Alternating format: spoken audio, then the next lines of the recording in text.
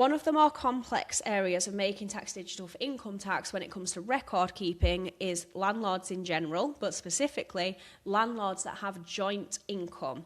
And landlords could have joint income, let's say one property with their spouse, one property they own by themselves, they might own another with their sister. It can get complex.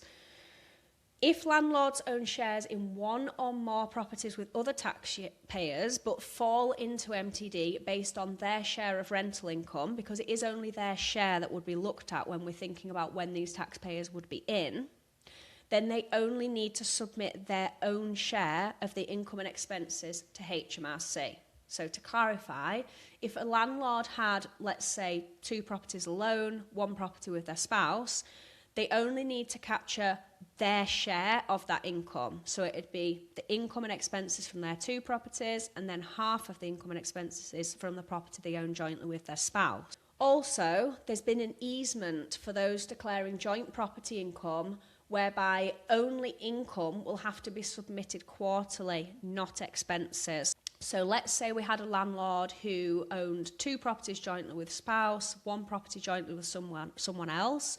They would only actually have to do digital record keeping for their income for the quarterly submissions. They can forget about expenses until the end of the tax year. And the expenses can then be submitted annually on the MTD tax return instead. So that's part of the easement that HMRC have brought in for MTD. You can find further details of the easements that they brought into place on the HMRC website. Let's talk about MTD, baby. Let's talk about you and me. Let's talk about all the good things and the bad things that may be. Let's talk about MTD.